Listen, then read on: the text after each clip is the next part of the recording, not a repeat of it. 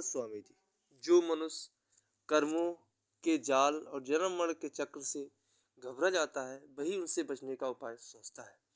तो आज के सत्संग में हम छुटकारे का उपाय जानेंगे, तो वीडियो अंत तक देखें। तो आइए शुरू करते हैं। संतों के शरण में जाकर प्रभु की सच्ची भक्ति ही छूटने का उपाय है। संत कर्मों के जाल की भयानकता ही नहीं बताते, बल्कि उससे मुक्ति होने का साधन भी सिखाते हैं।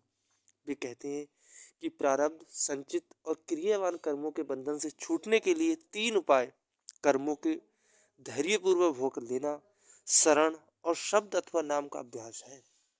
प्रारब्ध कर्मों का हिसाब उन्हें भुगत कर ही चुकाया जा सकता है, परंतु मनुष्य उन्हें भोगते समय सुखी व दुखी होता है।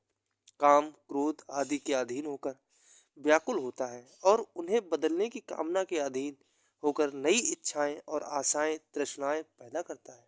इनके फलस्वरूप कर्मों का बंधन बढ़ता ही जाता है।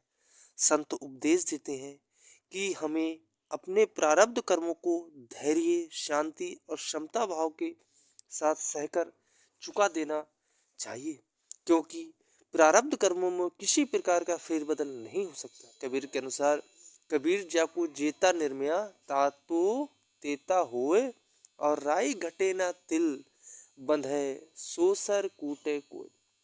कबीर मनुष्य शरीर को एक घोड़े के समान बताते हुए कहते हैं कि जिस प्रकार कुम्हार घड़े को बनाकर उसे अपनी इच्छा अनुसार बाहर धूप में या पानी में रख सकता है, या चाहे तो घर के अंदर संभाल कर रख सकता है, चाहे वह उसे चोट लगा सकता है या टूटने से बचा सकता है, यह उसका अपना अधिकार है। इसी प्रकार मनुष्य को चाहिए कि उस बनाने वाले प्रभु की इच्छा पर अपने आप को छेड़ छोड़ दे और कोई शिकायत ना करे। ऐसा धैर्य और साहस प्राप्त करना सरल नहीं, और ना ही संसार के सुख दुख को समता पूर्वक स्वीकार करना आसान है।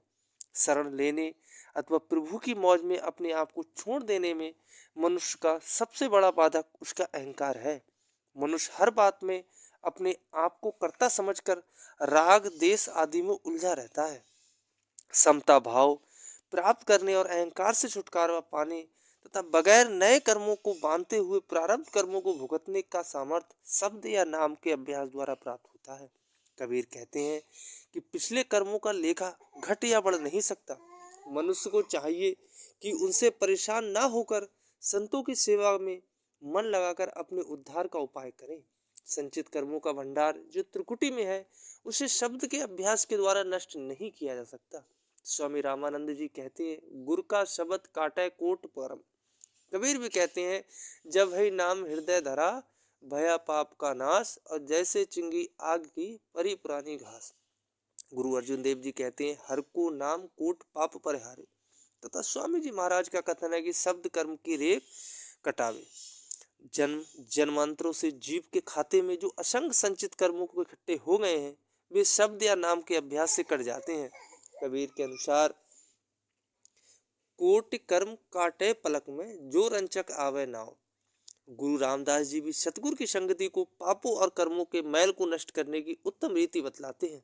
सतगुरु स्वयं अमृत के सरोवर है, जिसमें स्नान करने वाले भाग्यशाली जीव जन्मों जन्मों के कर्मों के मैल को धो लेते हैं।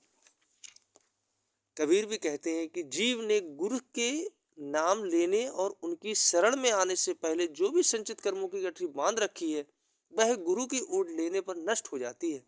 नाम के अभ्यास के द्वारा मन की वृत्ति जब अंतर्मुख हो जाती है, तो वह बाहरी संसारों के अनेक कर्मों को करने से बच जाता है। और संत रज्जब के अनुसार जीव अपने ही अच्छे व बुरे कर्मों के कारण संसार में जन्म लेता है। मनुष्य जन्म पाकर उसे चाहिए कि वह अपने आप को इस प्रकार अंतर में प्रभु में लीन रखे, जिस प्रकार एक कुएं की परछाई कुएं में ही रहती है। कबीर इस संसार को एक विशाल वृक्ष बताते हैं, जिससे भांति भांति के पक्षी रात बिताने के लिए आते हैं और सुबह उड़ जाते हैं। इसे एक हाट बताते हैं, जिसमें लोग सौदा बेचने और खरीदने अर्थात कर्मों का कर्ज चुकाने तथा और नया इकट्ठा करने आते हैं, और सांझ पड़े अपना सामान समेट कर चले जाते हैं।